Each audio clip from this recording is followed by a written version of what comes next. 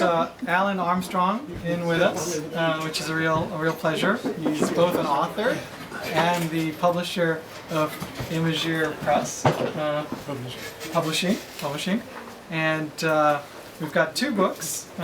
We've got Symbolic Colors here, which is a rare book that was published back in the 19th century. Is that right? 1840s. 1840s, and I think you mentioned only 100 copies came out at the time. Indeed. So this is out, and Allan has also written the foreword for this book, and we've got the 5 English Alchemists, which was written by Robert Black, and yeah, we're delighted to have Allan here, and we'll let him talk about the texts, and if you have any questions, feel free to jump in and ask them.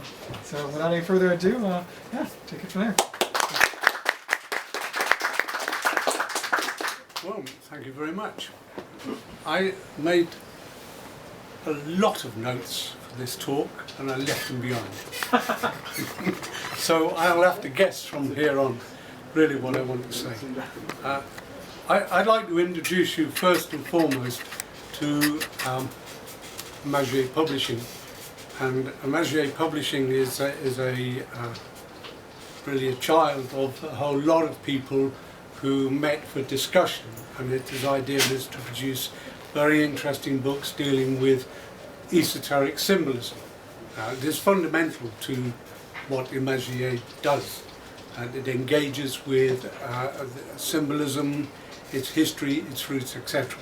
And one of the key people of the moment is a chap called Robert Black. Now, his title is Dr. Robert Black. He's a chap who's in his 80s. He's a research chemist, has been all his life at a very senior level, and he has had an interest in alchemy for many, many years. So when I first came across his work, of which there are several volumes, this is volume 1, the 5 English Alchemists deals with 5 particular alchemists from English history. And he approaches alchemy in a way that is forthright, isn't given to undue fantasy, and yet at the same time it has a deep spiritual message. So I thought we have to get involved with publishing this work. I could say that, I'll read for you actually from the back of the book, that during his long career as a research scientist he specialized in the study of practical application of radiation chemistry.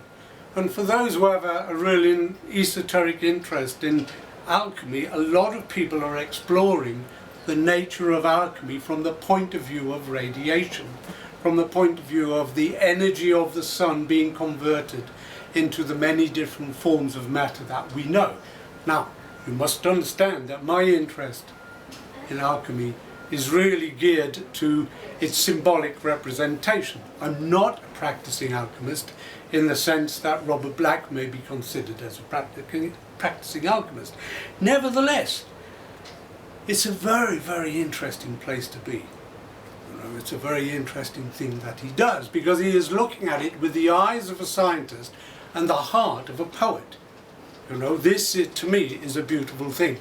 And so 5 English Alchemists is, it's kind of quite pedestrian, the title, 5 English Alchemists, but it's dealing with very real people who were very much involved in the foundation of alchemy, not just in Britain, but in Europe too. And I'm here really to promote it. It's also, there is a very interesting introduction written by that famous author, R.A. Gilbert, Robert Gilbert, and he's present right now, so we can get him to say some words in a few minutes. Mm-hmm. I think that's a good idea. The other book, which following on from the introduction to Imagier, is Symbolic Colours, their significance in antiquity, the Middle Ages and modern times. Now this book was written in the 1830s in France by the Baron Frederic de Portal, But more importantly, it was produced in English in 1845 at the limited edition of 100 copies, and that was for members of the architectural society of the day. Yeah. So it was a very exclusive club that really had access to this book. I know that it has been that transcripts have been published over the years by different people.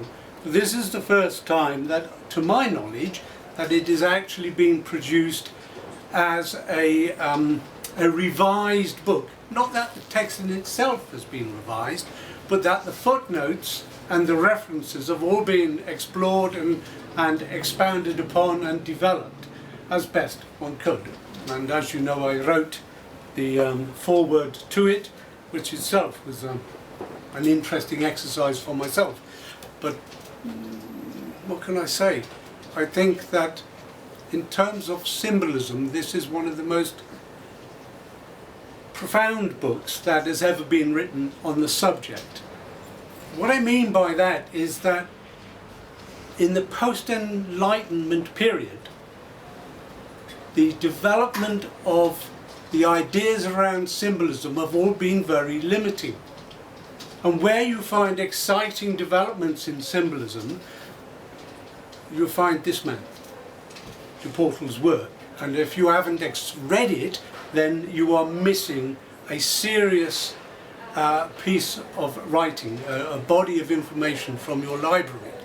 That's what I think. I suppose the other person that I would like to include in that would be Thomas Taylor, who was an early 19th century and late 18th and early 19th century writer.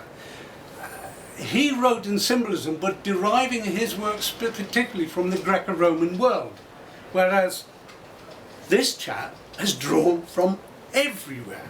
He's drawn together in an educated and balanced way some amazing facts and some very interesting connections. Combine this chap with Thomas Taylor, and there is not much in the 20th century you actually need from the area of symbolism, because most of it is derivative and often it's pedestrian. I'm not saying it's all pedestrian, it isn't, and that would be unfair. But compared with this chap, which in this tiny little book, there is a massive amount of data. I mean, in my library I have a lot of books on symbolism. I've explored many of them, but none of them compare to this chap. That is why we reprinted it, because it's important that it's reprinted. You know, esoteric books, except for the very few, don't sell by the million, they sell by the handful.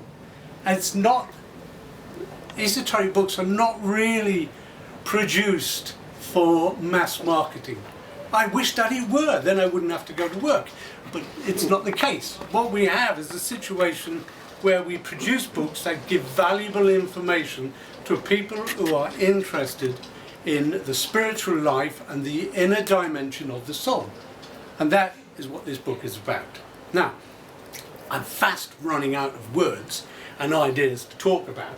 So unless you want an embarrassing silence for the next 10 minutes, you ask me some interesting questions, or I get somebody else to stand up here and talk.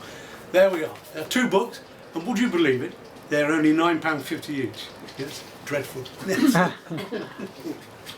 good. Okay. Well, yeah, go ahead. With regards to the symbolism book, what kind of resources would have an author had in the early 19th century? Well, in all probability, majority of people who were really involved in that kind of research